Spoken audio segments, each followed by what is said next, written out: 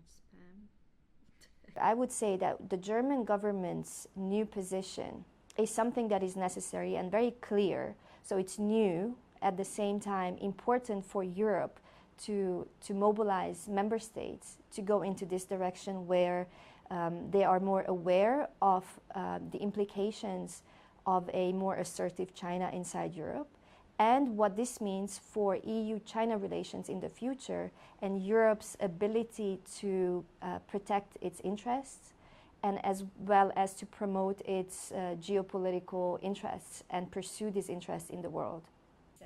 Its policy and its approach towards Taiwan. This needs to be seen in the context of the new to increase Europe's resilience is something that Berlin is interested in.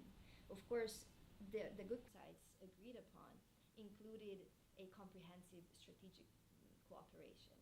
The European Parliament passed its own resolution on Taiwan, which has called for intense political relations to pursue comprehensive and enhanced partnership and to intensify political cooperation. This is in line of what individual member states, including Germany, have put forward in their own resolution. And I think we are seeing a convergence across the EU in recognizing Taiwan's relevance. Taiwan's relevance for Germany is in the car industry as well as in machine and home appliances industry.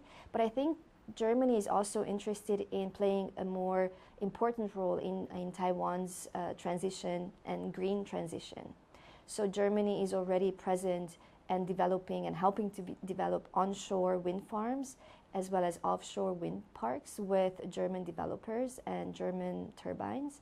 And I think that this is a mutual interest. So both the European Union as a bloc and EU member states are interested in Europe's digital and green transition, and so is Taiwan.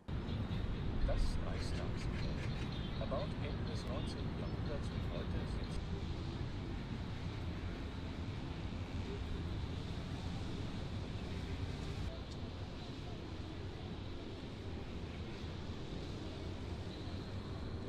Indonesia, 300 million people, Philippines, 100 million and more.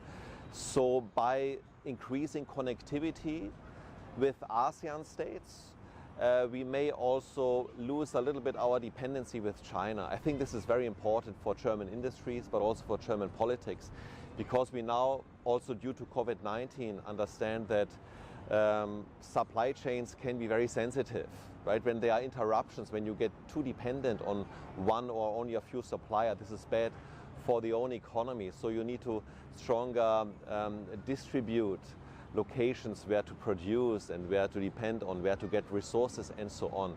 So this is why Chinese increased assertiveness in international politics and its aggressive policies against Taiwan, against other neighbors, against the South China Sea, also alarmed Germany that Germany should be more cautious about China and should maybe more invest in countries that share the same values like democracy, like human rights and so on, to decrease risks.